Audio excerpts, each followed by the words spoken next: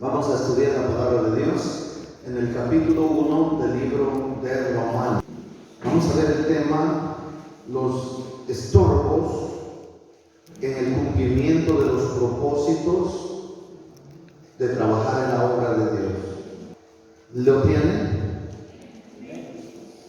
En el nombre del Padre, del Hijo y de su Santo Espíritu.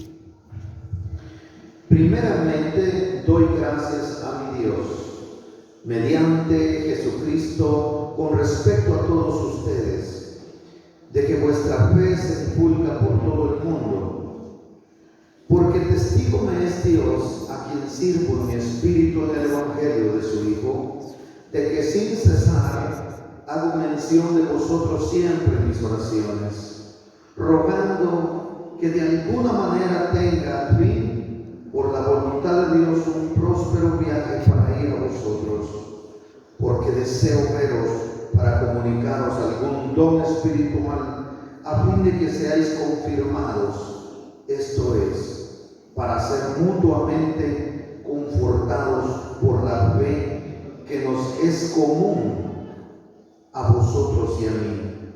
Pero no quiero, hermanos, que ignoréis que muchas veces me he propuesto ir a ustedes, pero hasta ahora he sido estorbado para tener también entre vosotros algún fruto como entre los demás gentiles, a griegos y no a griegos, a sabios y a no sabios soy deudor. Así que en cuanto a mí, pronto estoy a anunciaros el Evangelio también a vosotros que estáis en Roma. Señor Dios Todopoderoso, en esta tarde doy gracias por tu palabra que leímos junto a mis hermanos y hermanas. Ruego, Señor, que por misericordia hoy tu mano poderosa se tienda por hambre a nosotros y escuche nuestras súplicas. En tu palabra agarre nuestra vida y tu palabra hay vida en nosotros. Y toda energía negativa, todo aquello que es contrario a tu voluntad y que es dañino a nosotros, sea exterminado en nuestra vida. Que seamos nosotros libres por el poder de tu palabra, por tu gracia abundante, por la unción de tu Espíritu Santo. Por eso te ruego que hoy mandes esa unción poderosa como rocío de los cielos sobre nosotros y tu Espíritu Santo nos ilumine, que aprendamos tu palabra y impacte nuestra vida y hagamos de ella vida, que la pongamos por obra. Esto lo pedimos en el nombre de Jesucristo, con la ayuda del Espíritu Santo. Amén.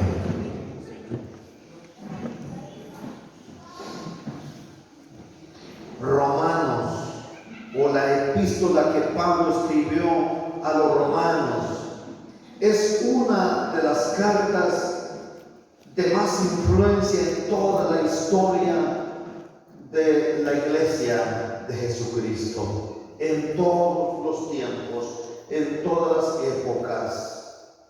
¿Por qué? Hermana y hermano, primero porque aquí se analiza el futuro de Israel una vez que han rechazado al Mesías. Además, aquí se establece o se habla de una serie de aplicaciones prácticas que abarcan los diferentes ámbitos de la vida de todo cristiano en todos los tiempos hasta llegar a nosotros.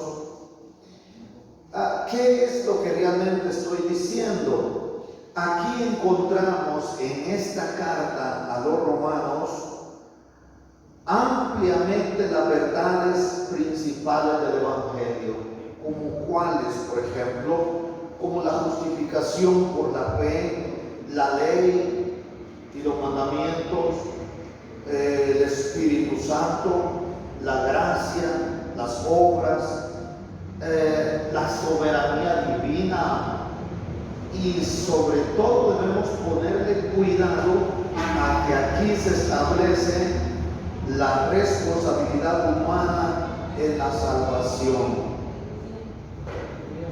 Cuando hablamos de esa responsabilidad, quiero que incluyan ahí el deber de todo cristiano de estudiar para conocer el libro de Romanos, porque aquí hay principios básicos muy fundamentales que usted debe poner por obra y que van a hacer cambios radicales en su vida al ponerlos por obra, valga la redundancia. ¿Por qué debo estudiar la carta a los romanos? Porque le proporcionará el conocimiento de esos principios básicos que usted debe poner en práctica. Le proporcionará una base sólida para su fe, y como resultado usted será diferente a los demás cristianos que no estudian la carta, o como le llaman algunos el libro de Romanos, el compendio que comprende la carta a los romanos. ¿Por qué será diferente? Porque usted comprenderá en su totalidad los hechos y las verdades básicas en cuanto a la salvación. Y por eso usted tendrá una profunda convicción en los asuntos relacionados con la fe en Jesucristo, y además usted va a adquirir, usted va a aprender, y por lo tanto va a tener aptitud para el servicio cristiano en la iglesia. Es muy triste cuando la persona no tiene aptitud y convicción de servir.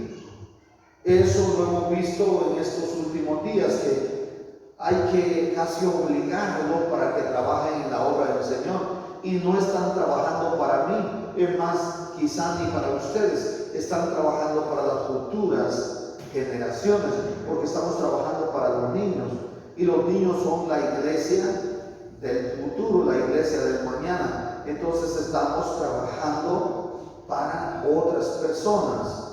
Servir no es que seamos sirvientes comunes. El servir es un don supremo, y Cristo puso el ejemplo. Dijo: yo no vine para ser servido, sino para servir. Cuando en el cristiano hay actitud y hay actitud de servicio, está ubicado dentro de ese valor supremo que todo cristiano debe poseer. ¿Comprenden esto? Entonces vamos al verso 8. Quiero hacer mención que me fui hasta el verso 8 porque comenzar del verso 1 al 7, que es la introducción general, que es la introducción pública que hace Pablo, es decir, para aplicación general, solo ahí yo me llevaría unas 2 horas para hablar de todo lo que incluye ese saludo, esa presentación de la carta a los romanos. Entonces me fui precisamente a la introducción personal, o es decir, personalizada, porque Pablo va a hablar a los romanos y precisamente comienza sobre su futura visita a Roma, y lo hace con acción de gracias. Oiga lo que dice el verso 8: primeramente doy gracias a mi Dios mediante Jesucristo con respecto a todos ustedes. Hermana, yo quiero que observemos varios puntos aquí. Oiga, para que a profundidad estudiemos este versículo 8, aquí pasaríamos el tiempo que yo tengo para dar la enseñanza solo en este versículo. Pero a grandes rasgos quiero que usted note cómo él comienza. Primero hay una acción de gracias. Además quiero que usted note que él dice: doy gracias a mi Dios, pero no directamente a Dios Padre, sino dice mediante Jesucristo. Hermana, usted debe saber que a Dios Padre no podemos llegar de una vez, sino en el nombre de Jesucristo. Siempre debemos usar el conducto respectivo, que es Jesucristo. Él es el camino mediante el cual podemos llegar al Padre. Él es el conducto por el cual podemos llegar al Padre. Dicho en otras palabras, el salvoconducto. Vengo al Padre en el nombre de Jesucristo. Él es el único mediador entre Dios y los hombres. Pudiéramos aquí detenernos mucho tiempo, pero ¿comprenden esto? Entonces vamos para adelante. ¿Y por qué daba gracias? Con respecto a qué daba gracias, dice, con respecto a todos ustedes. ¿A quiénes? A la iglesia de Jesucristo en el Imperio Romano. Así que en esta introducción personal, Pablo al hablar a la iglesia en Roma o de su futura visita, dice: primeramente doy gracias a Dios mediante Jesucristo. Esto es importante para nosotros que notemos que al dirigirse personalmente a la iglesia, Él lo hace pronunciando una expresión de acción de gracias.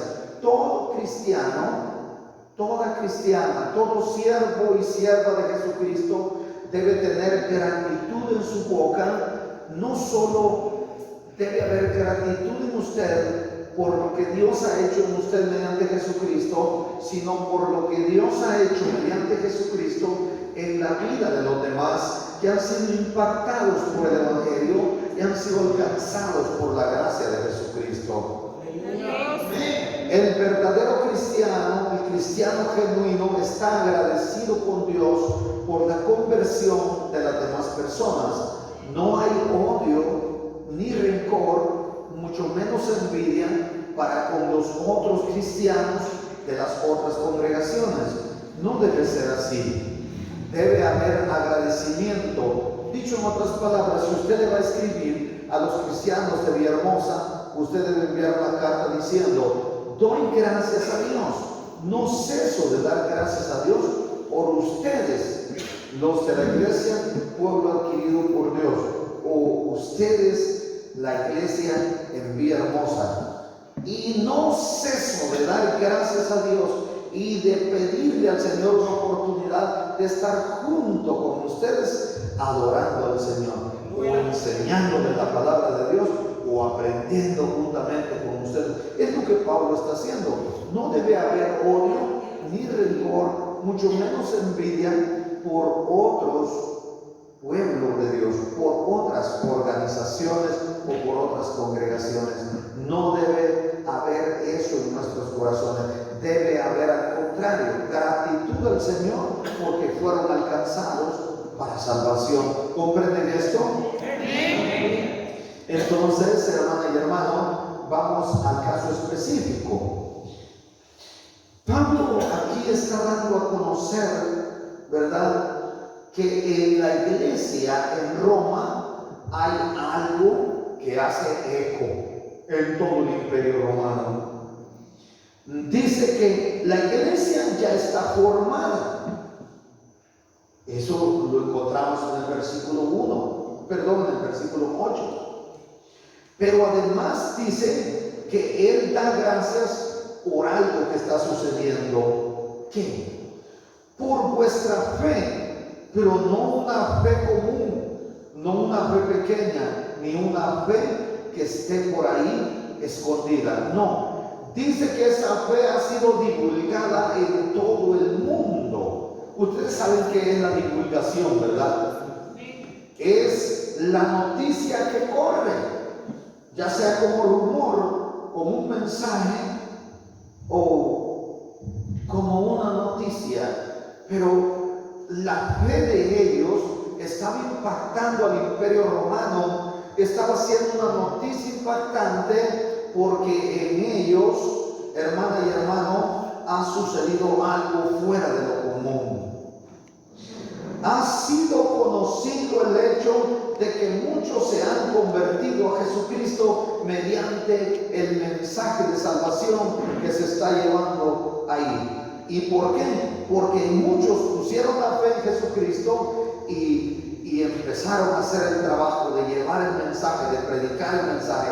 ¿Cómo se impacta el mundo entonces dando a conocer nuestra fe, llevando ese mensaje de salvación. Pero es triste cuando se lee el reporte, almas evangelizadas, 1, y la organización, ¿cuántos tiene? 80. Oiga, qué tristeza. 79 personas no fueron capaces de evangelizar a una persona. De 80, solamente una evangelizó a alguien. Y es más, quizás solo le saludó y le dijo que venía para la iglesia, y para no quedar en vergüenza, dio el reporte que había evangelizado a una. Qué pena y qué vergüenza. ¿Qué impacto puede tener usted entonces hoy con su fe? Hermana y hermano, espero que esto le sirva para reflexión. No es mi deseo hacerle sentir mal a usted, porque usted es el cuerpo de Cristo. Y sería gravoso para mí pretender hacerle sentir mal. No, nunca tal haga yo querer hacer sentir mal al cuerpo de Cristo. Lo digo con el ánimo de que usted se anime, valga la redundancia, a evangelizar, a impactar al mundo con su fe. Pero ¿de qué otra manera impactamos al mundo? Con nuestro comportamiento, con nuestro testimonio. No es necesario hablar para dar a conocer que el Señor ha hecho un cambio en la vida de ustedes y en la vida mía. Es glorioso. Habían tantos rumores entonces en aquella población romana que había impactado tanto al imperio romano que hasta el gobernador estaba asustado, estaba impactado, estaba alarmado. Por esta misma razón, días más tarde comienza una persecución contra la iglesia, y Pablo añadió y dijo: vuestra fe se divulga por todo el mundo. ¿Cómo es que se divulga por todo el mundo? Esta divulgación por todo el mundo, hermana y hermano, cuando estudiamos el trasfondo, es muy triste y muy doloroso para la iglesia. Pero hermana y hermano, no importa las adversidades, la maldad, la persecución, estaban, contra la iglesia. Pero la gracia sobreabundaba, porque ellos iban huyendo de un lugar a otro, pero iban impactando con el evangelio. Por donde pasaban, el evangelio era predicado y las almas eran convertidas a Jesucristo. Hermana y hermano, la adversidad a la iglesia no debe ser como para que se apague, sino para crecimiento. Nos damos cuenta que el pueblo de Dios solo crece, la iglesia solo crece. La iglesia, hermana y hermano, solo agarra fuerza cuando hay persecución, cuando hay problemas, cuando hay adversidades, porque es cuando se ora, es cuando se ayuda, es cuando se vigila, y es cuando abrimos nuestra boca para hablar de la grandeza del poder de Dios. Dele la gloria al grande, al todopoderoso, a nuestro Señor Jesucristo. Así que esta expresión de Pablo, esta declaración que vuestra fe es divulgada por todo el mundo, nos está dando a conocer que la influencia sobre el mundo de ese imperio romano era notorio, pero también revela que la fe cristiana había producido un impacto en ese imperio que estaba llegando al mundo entero, que estaba impactando, que estaba influyendo al mundo entero. La fe cristiana estaba haciendo eco ahí. Debemos hacernos esa pregunta: ¿y nuestra fe qué tanto alcance tienen las noticias hoy día? Estará diciendo la gente: mire, esa hermana Teresita, qué fe la que tiene, mire, la hermana Patti, mire el hermano Manuelito Reyes, mire el hermano Dando Valdés, qué fe la que tiene en Cristo. Aunque vienen las pruebas, no flaquean. Esos, aunque llegue la tentación, ellos resisten. Aunque les llegue la ofensa, ellos no responden con ofensa. Ellas no responden con ofensa. Aunque les quieran pegar, ellos no responden con leños. Ellos no responden a patadas, a leñazos, con pistolas, con piochas, con azadones y con machetes. Esas personas lo que hacen es dejar todas las cosas a Dios. Así quisiera yo ser como ellos. ¿Están impactando al mundo ustedes así? ¿Qué se me hace? ¿Qué se me hace, verdad? Porque no hay que respondieran con ganas. ¿Qué estarán diciendo la gente de ustedes? ¿Cómo estarán impactando ustedes al mundo? ¿Positivamente o negativamente?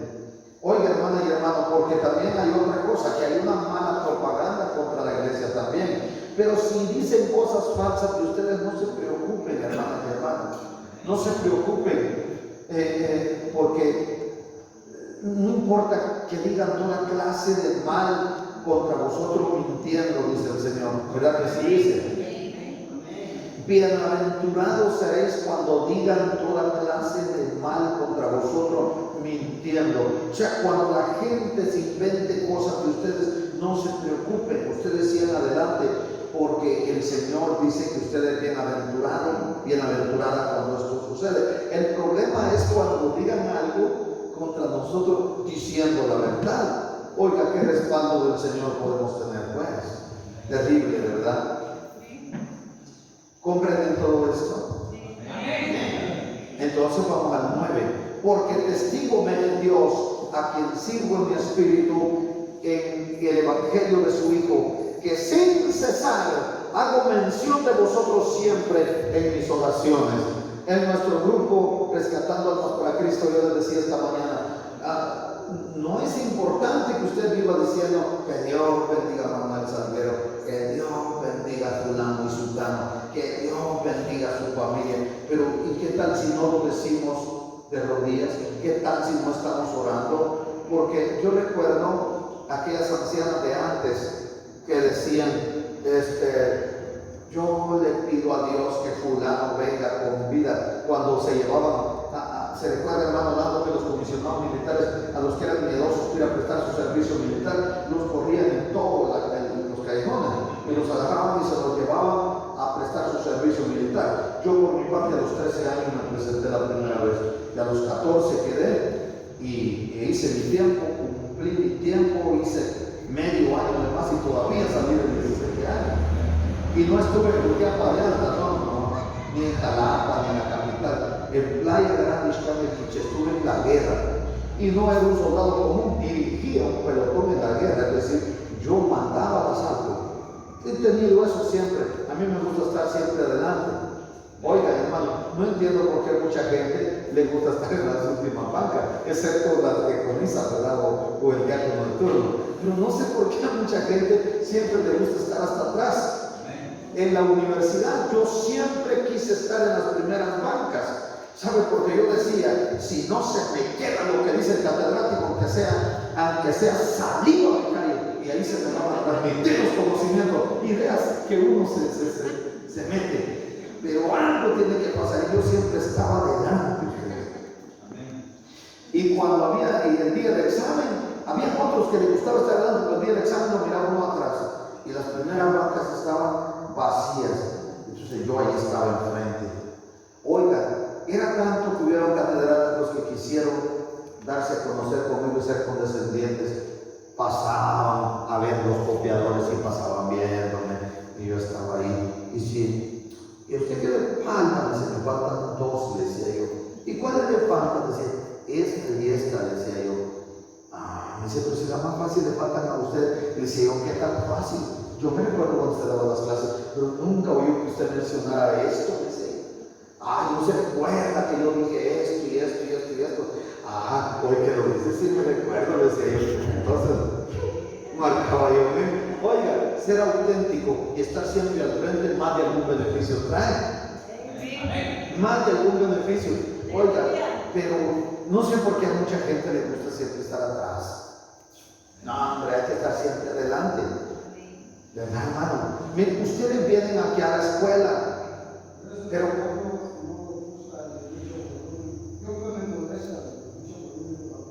no, estoy refiriéndome a términos generales. Me estoy refiriendo a la universidad, a la escuela, al trabajo. Me estoy refiriendo también a la iglesia, ¿verdad? Pero si tiene algún problema, como dice él, ¿verdad? Si tiene tinnitus en los oídos, ¿verdad? Entonces, razón tiene, ¿verdad? Pero es sencillo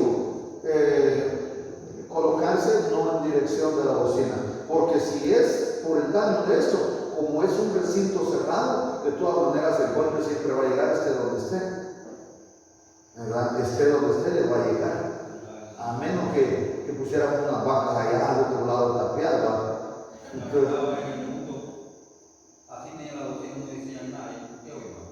También eso es cierto.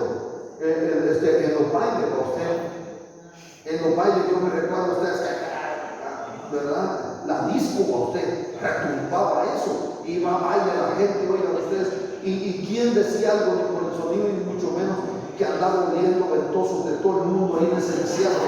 Bailar era lo más yugo que había, ¿verdad? Espero que ustedes no han andado metidos ahí, ¿verdad? Cuando que no, ¿verdad? Ni podían ni andaban ahí como quieran. Muy bien, seguimos entonces. Dice él que sin cesar hago mención de vosotros siempre en mis oraciones. Pablo tenía una vida intensa de oración, hermano. Si nosotros pudiéramos enumerar cuántas veces y en cuántas cartas Pablo dice que está orando por cierto grupo determinado o por un hermano determinado, por una familia determinada, está siempre en mis oraciones. Hago oración sin cesar por vosotros.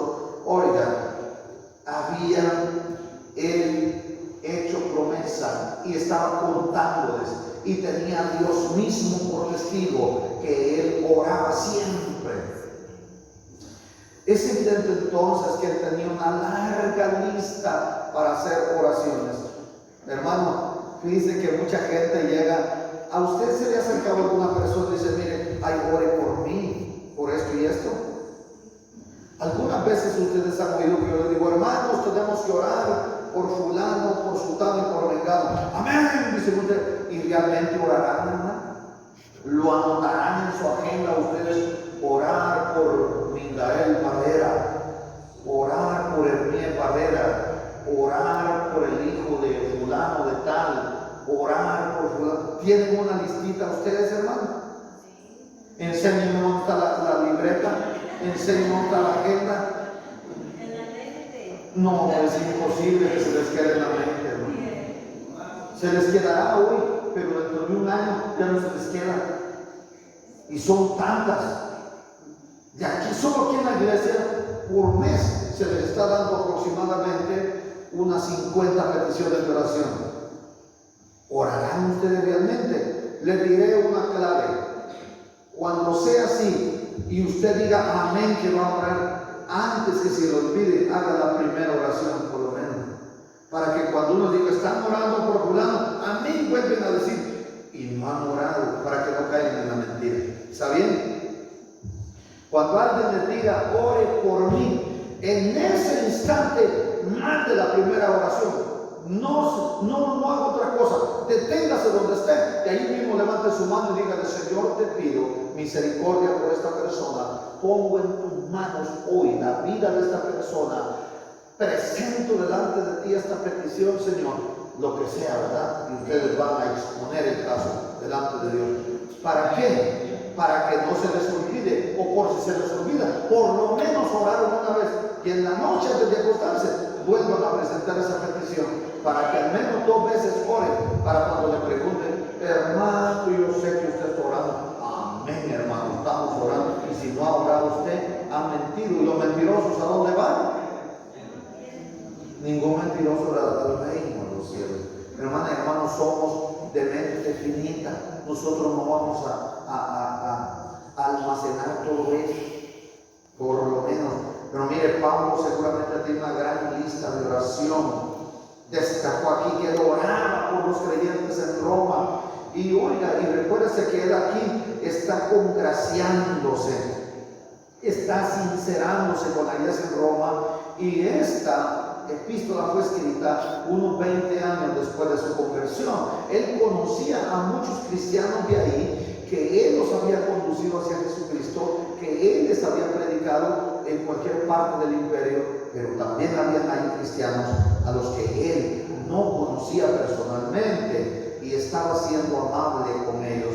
Oigan, porque en el verso 10 les dice, que en su oración está haciendo una petición específica. ¿Cuál sería esa petición? Rogando que en alguna manera tenga al fin, por la voluntad de Dios, un próspero viaje para ir a ustedes. Esa era la intercesión constante en oración que él hacía y que se había aumentado por la petición especial a favor de la concesión que Dios le permitiese para visitar a la iglesia en Roma, porque se había constituido en su corazón un ferviente deseo desde hacía mucho tiempo de poderse reunir con los hermanos. Cuando uno se va a reunir con hermanos que conoce o que no conoce, pero esos deseos deben estar inmersos en la voluntad de Dios. Esto que Pablo nos está enseñando, sus deseos estaban subordinados a la voluntad de Dios. Él dice que rogaban a Dios para que de alguna manera se le permitiese por la voluntad de Dios tener un viaje próspero. El propósito supremo de Dios para su vida y la vida de las iglesias en las cuales él predicaba y enseñaba y predicaría y enseñaría estaba siempre en esa voluntad directiva de Dios. Pero debemos hablar también lo que hace contraste a esto que dice el versículo 10. El 10 es verdad, sí, el 10. Qué irónico, hermana y hermano, qué triste. Pablo estuvo orando por un propósito. Quería viajar a Roma. Pero cuando nosotros vemos los detalles de ese viaje, al momento que le fue concedida la oportunidad, lo hizo de la manera que quizá él no pensaba, de la manera que él no esperaba. Hechos capítulo 27 y 28 nos hablan acerca de los detalles de ese viaje. Oiga, lo hizo como prisionero. En el camino se encontraron con una tempestad tan grande, tanto así que la nave se perdió y hasta fue mordido por una víbora. Oiga, hoy el hermano Melvin estaba hablando sobre estas adversidades que sufrió Pablo en la predicación del Evangelio. Hermana y hermano, nosotros no sufrimos nada por el Evangelio. Nosotros tenemos tantas comodidades.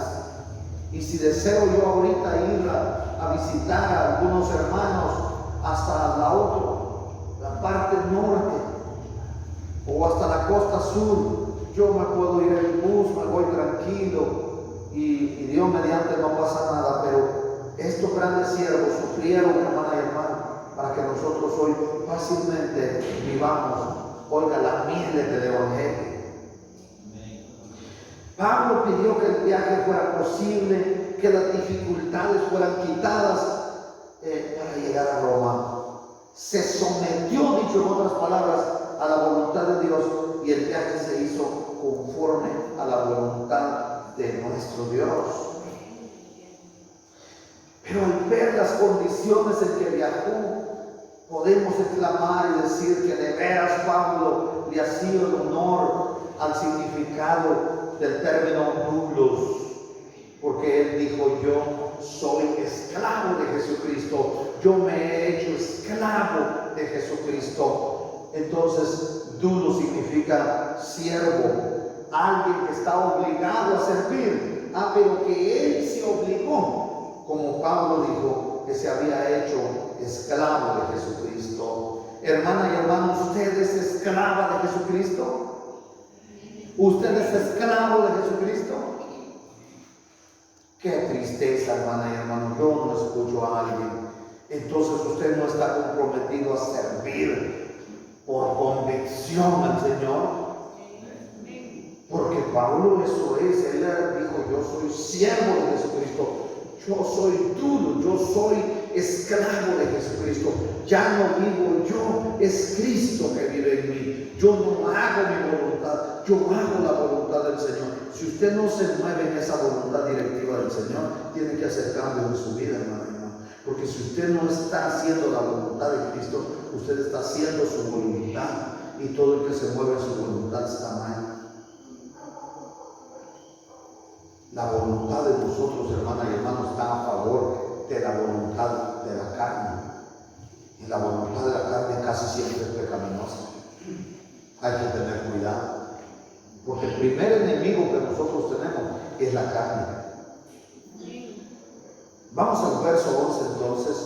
Porque deseo veros para comunicarnos algún don espiritual a fin de que seáis confirmados. Pablo quería entonces enseñarles la palabra de Dios. Nosotros nos damos cuenta que él amaba enseñar la palabra de Dios. Pablo no era como nosotros que algunas veces, hermano, ¿puede usted predicar la palabra de Dios? No, fíjese, eso sí no, dice mucha gente. O les dejan 8 días el privilegio de predicar. Y hoy se pasa todos los 8 días y se olvida de que va a predicar. Y cuando mira, falta una hora para el culto, mejor ya no voy, no estudié nada. No leí la Biblia.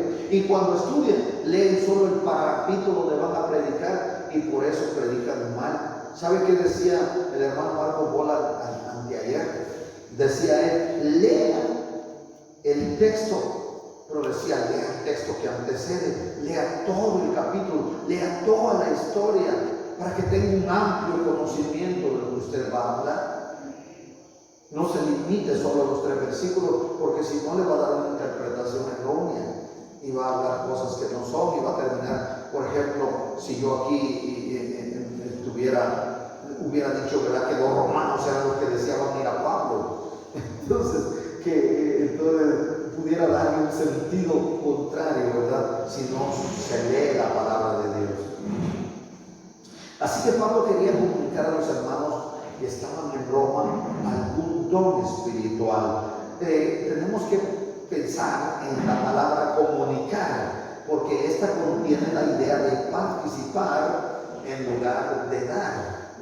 Entonces, cuando dice él que quiere comunicar, está hablando o está queriendo decir que va a participar desde el Evangelio por medio de su ministerio, con la enseñanza. ¿Para qué? Para que fueran cristianos mejor instruidos, para que fueran cristianos más obedientes, para que fueran cristianos más santificados en la verdad de Cristo. Porque, ¿sabe por qué? Porque en el último párrafo dice, a fin de que seáis confirmados. Esto indica que se refiere a cristianos que no habían todavía desarrollado un verdadero carácter cristiano, les faltaba todavía. Y en el verso 12 dice, esto es para ser mutuamente confortados por la fe que nos es común entre vosotros y mi persona. Aquí vemos la humildad de Pablo al decirles que la misma fortaleza que ellos necesitaban, él también la necesitaba, que él necesitaba aprender de ellos, que solamente quería estar con ellos, pero también beneficiarse de esa visita. Dicho en otras palabras, estarían mutuamente bendecidos con la palabra de Dios. Pablo participaría a ellos la palabra de Dios y ellos le participarían a él alguna experiencia, porque Pablo siempre se sentía bendecido al enseñar, al predicar o al ensanchar el ministerio. Vamos al verso 13 y si gustan, leamos de una buena vez leamos el 13. Pero no quiero, hermanos, que ignoréis que muchas veces me he propuesto ir a vosotros. Ven ustedes, él dice que se había propuesto muchas veces ir. Pero, ahí hay un pero, hasta ahora he sido estorbado para tener también entre vosotros algún fruto como entre los otros gentiles. Hermana y hermano, nosotros a veces hacemos el propósito de trabajar en la obra de alguna manera, pero siempre hay estorbos. Perdonen, hermanos, que yo siempre les vivo mencionando, pero mi propósito es que ustedes vayan y escuchen en nuestro grupo Rescatando para Cristo. Hoy dio una enseñanza a mi hermano Marcos Boles, un siervo que ha fundado varias misiones, y él decía que los aires están saturados de huestes espirituales de maldad, de principados y potestades que le hacen la guerra a usted. Y cuando hay un propósito de trabajar en la obra del Señor, ellos están prestos a estorbar. Por eso usted muchas veces se ve frustrado en sus propósitos de trabajar en la obra del Señor. En cuanto a este término que él usó, y dice, no quiero, hermanos, que ignoréis. Esto era una frase característica de Pablo. En 1 Corintios 10:1, en 1 Tesalonicenses 14:13, encontramos estas mismas palabras. Si gusta, leamos. Oiga, 1 Tesalonicenses 4:13 dice, tampoco queremos, hermanos, que ignoréis acerca de los que duermen, para que no seáis entristecidos como los otros que no tienen esperanza. Hermanos, estoy leyéndoles esto para que vean que era una forma de dirigirse a los hermanos, era una característica de Pablo hablarles así a los hermanos. La palabra hermano se refiere no solo a hombres, sino también a mujeres. Mire 1 Corintios 10:1, porque no quiero, hermanos, que ignoréis que nuestros padres estuvieron todos bajo la nube y todos pasaron el mar. Entonces, cuando él les está diciendo, pero no quiero, hermanos, que ignoréis que muchas veces me he propuesto ir a vosotros, esas primeras palabras eran características de él, como yo tengo algunas palabras características de decirles a ustedes siempre. Dios les bendiga, hermanos y hermanas, ¿verdad? Eso es algo con que yo siempre comienzo. ¿Cómo están? Espero que estén bendecidos, espero que estén bien. Esa es una característica que siempre se usa aquí en el monte de la presencia de Dios. Así era Pablo. Pero ¿qué es lo que no quería que ignoraran? Que él muchas veces había preparado su viaje, se había listado, había él puesto plazo para ir, pero él siempre era estorbado, ya sea porque no tuviese buena salud, porque hubiese otro tropiezo, porque hubiese otra dificultad de otra índole, pero él siempre estaba siendo estorbado. Un ministerio siempre es estorbado a veces, hermana y hermano, y usted debe estar consciente de eso. Por eso debe usted estar siempre listo, siempre debe estar usted lista para hacerle frente a las adversidades. Él tenía un gran deseo, pero había sido estorbado en su propósito de visitarles. Pero él dice, ¿para qué? Dice, para tener también entre vosotros algún fruto como entre los demás gentiles. ¿Qué está diciendo? Muchos creyentes, y esto lo estoy repitiendo, lo acabo de decir, habían recibido al Señor Jesucristo en alguna parte del imperio donde Pablo estaba predicando, pero quizá andaban de visita o se habían trasladado hacia Roma y ahora estaban en esa iglesia. Entonces él les había guiado a Jesucristo y estaban ahora en Roma, y Pablo quería tal vez no recoger algún fruto de entre los hermanos, sino que quería dar algún fruto entre ellos, o quería guiarlos a dar un fruto, o quería que crecieran para que dieran algún fruto. Como yo he tratado de que entre ustedes pues se proliferen los dones, pero ustedes no mucho le ponen cuidado ni deseo a eso. La vez pasada les dije que había recibido aquello de que ustedes tenían que ser metidos o tenían que ser involucrados en lo profético, porque estamos en un tiempo de culminación, en un tiempo de persecución, donde necesitamos estar orientados por la palabra de Dios, pero también por los dones que le ha sido dado a la iglesia para mantener firme, para sustentar, para edificar el cuerpo de Cristo. Entonces parece que el fruto del que está hablando él, ¿verdad?, que quería llevar en la vida de los creyentes es como en los otros gentiles. En Gálatas 5:22 y 23 lo podemos encontrar, porque él dice en esta frase, como entre los otros gentiles. Indica entonces una vez más que la iglesia en Roma estaba compuesta en su mayoría por convertidos del paganismo y era necesario que dieran frutos dignos de arrepentimiento, que dieran frutos del cambio que Dios había hecho en ellos, pero también que hubiesen en ellos algunos dones para que pudieran hacer, pues, digamos, cambios radicales en su vida.